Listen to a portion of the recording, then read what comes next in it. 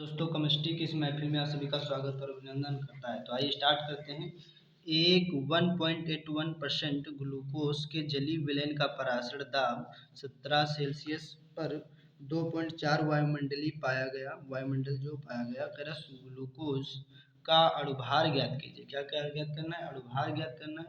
अणुभार का मतलब होता है यम, जिसको बोलते हैं विलेय का अणुभार। तो यहाँ हमें क्या क्या ज्ञात करना है? विलेय का अणुभार ज्ञात करना है। अब देखो यहाँ पर जो है विलेय का अणुभार कहने लगे तो यहाँ आप समझ जाइएगा फार्मूला कौन सा लगेगा। तो वांट हाफ समीकरण से, तो वांट हाफ ने एक समीकरण दी थी। अब देखो वांट हाफ समीकरण क्या दे गए थे? तो वांट हाफ जो वैज्ञानिक थे उन्होंने एक समीकरण दी थी। अपनी समीकरण जो दी थी, पीवी बराबर दिया था W/m RT, ये दिया था फार्मूला। हमें क्या निकालना है? विलेय का अणुभार निकालना है। क्या निकालना है? विलेय का अणुभार। तो यहाँ से फार्मूले को पहले बार सॉल्व करेंगे सही रूप में। तो पीवी बराबर लिखेंगे क्या? WRT/m रहेगा, जिसके नीचे कुछ नहीं उसके नीचे मान लेंगे, तिरछी गुणा कर देंगे। यहाँ देखेंगे यम था, W/m। तो यहाँ W/ क्या हो जाएगा? यम हो जाएगा। थोड़ा ध्यान से देखेंगे। अगर यहाँ कम करेंगे तो यहाँ पी वी और क्या हो जाएगा? यम हो जाएगा। यहाँ क्या हो जाएगा? WRT हो जाएगा। हमें क्या निकालना है? हमें निकालना है विलेय का अणुभार, मतलब यम निकालना है। ये जो लिखा हुआ गुणे में लिखा हुआ, गुणेला कहाँ चला जाएगा? बट्टे में। तो यम बराबर हो जाएगा WRT। इस तरह का गुणेला कहाँ चला? बट्टे में। P इंटू वी आ जाएगा। ये हमारा क्या आ गया? राइट फार्मूला आ गया। क्या आ गया? राइट फार्मूला आ गया। इस फार्मूले से हम न्यूमेरिकल को क्या कर देंगे? सॉल्व कर देंगे। अब देखेंगे हमें क्या क्या दिया हुआ है। तो सवाल में बोल रहा था, न्यूमेरिकल में क्या कर रहा था? एक 1.81% ग्लूकोज, ये 1.18% ये क्या दे रखा है? जो 1.8% डब्ल्यू दे रखा है, विलेय का भार दे रखा है। भार कितना दे रखा है? जो डब्ल्यू दे रखा है 1.81%, ये हमें क्या दे रहा है? भार दे रखा है। फिर कह रहा था कि जलीय विलयन का पराशर दाब, जो जलीय विलयन का जो पराशर दाब है, मतलब दाब कितना दे रखा है? वो दे रखा है टी, वो दे रखा है 17। यहाँ पर सेल्सियस दे रखा है। सेल्सियस को किस में बदला जाता है? केल्विन में। तो केल्विन में बदलने के लिए यहाँ लिखेंगे 17 सेल्सियस को किस में बदलेंगे? केल्विन में। 273 केल्विन में क्या कर देंगे? बदल देंगे। तो इन दोनों को ऐड करेंगे तो कितना हो जाएगा? इसको केल्विन में बदलने के लिए तो ऐड हो जाएगा टी बराबर, ये क्या दे रखा है? जलीय विलयन का पराशर दाब, जिसको परम ताप भी बोलते हैं। तो इसको ऐड करेंगे तो 7 3 10 का 0 हो जाएगा और 7 1 8 8 1 9, यहाँ 290 आ जाएगा। ये क्या आ जाएगा? केल्विन आ जाएगा। ताप जो है, जो कौन सा है? विलयन का पराशर दाब। ये है कि विलयन का पराशर दाब है टी। फिर बता रहा है पर 2.4 वायुमंडल पाया गया। वायुमंडल ये क्या है? ये वायुमंडल जो है ये विलयन का पराशर दाब, विलयन का पराशर दाब को बोलते हैं, पी से लिखा जाता है। वो कितना दे रखा था? 2.4। उसके बाद क्या करा सवाल में? ग्लूकोज का अणुभार ज्ञात कीजिए। ग्लूकोज का क्या ज्ञात कीजिए? अणुभार ज्ञात कीजिए। अणुभार का मतलब होता है यम ज्ञात कीजिए। इसी को यम को ही बोलते हैं ग्लूकोज का अणुभार। उसके बाद क्या बोल रहा था? जो आर दे रखा, विलयन का स्थिरांक कितना दे रखा? 0.0821। कितना दे रखा? 0.0821। तो यहाँ पर रख देंगे उसका मान, यहाँ रखेंगे। जो दे रखा हमें क्या दे रखा है? विलयन का स्थिरांक, स्थिरांक का मतलब आर जो दे रखा है 0.0821। ये हमें क्या दे रखा था? विलयन का स्थिरांक। अब यहाँ से मानों को पुट कर देंगे, इन सभी मान को रख देंगे और सॉल्व हो जाएगा।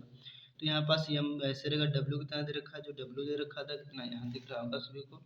जो डब्ल्यू कितना दे रखा है? डब्ल्यू दे रखा है 1.81 इंटू आर कितना दे रखा है? तो आर दे रखा है 0.0821 इंटू टी कितना दे रखा है? जो टी दे रखा है 290, यहाँ 290 रहेगा। बट्टे में कितना रहेगा?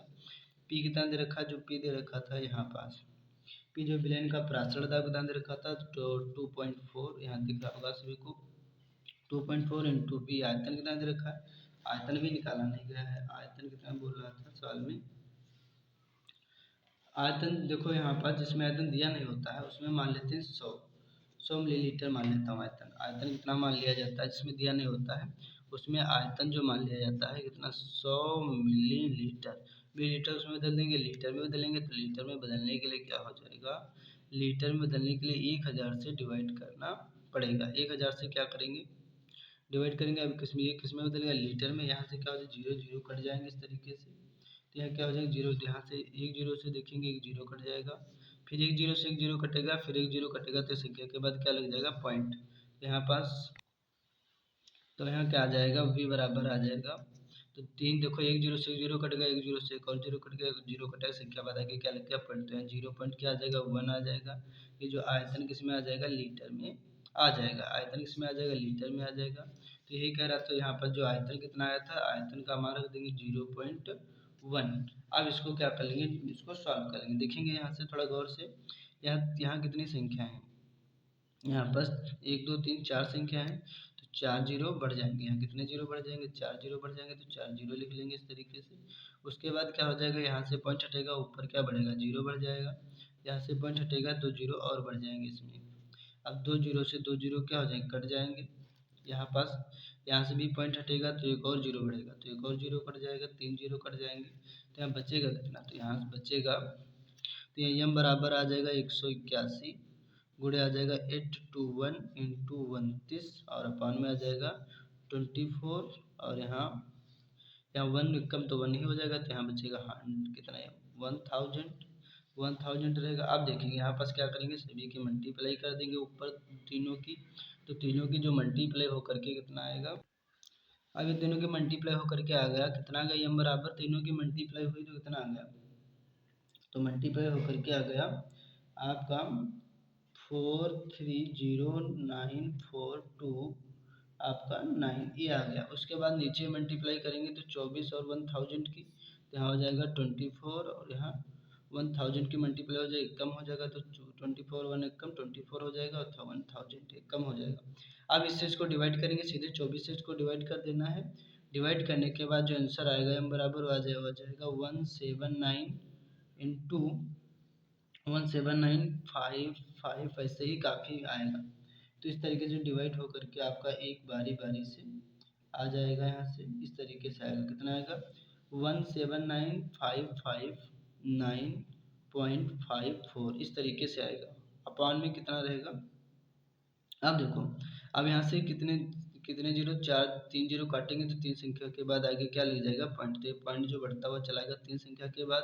जब 24 से डिवाइड करेंगे, सीधे करेंगे तो सीधे आंसर आ जाएगा। तो यहाँ पर m बराबर आ जाएगा 179.55। ये सब संख्या छोड़ना है आपको, तो क्या करना पड़ेगा 954 सभी संख्याओं को छोड़ने के लिए, तो ये सभी को छोड़ने के लिए इसमें क्या एक ऐड कर दिया जाता है।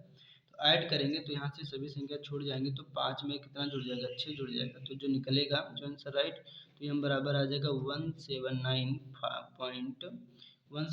पॉइंट कितना आ जाएगा 6 आएगा। 5 में एक ऐड हो जाएगा, कितना हो जाएगा 6, तो ये हमें यम निकल जाएगा। यम क्या होता है, ग्लूकोज का अणुभार, क्या होता है ग्लूकोज का अणुभार, तो यहाँ लिख देंगे ग्लूकोज, ये क्या ग्लूकोज का अणुभार, ये वेरी वेरी मोस्ट इम्पॉर्टेंट है ग्लूकोज का अणुभार। आप सभी को लगा लेना है, फिर मिलता हूँ नेक्स्ट वीडियो में, तब तक के लिए धन्यवाद।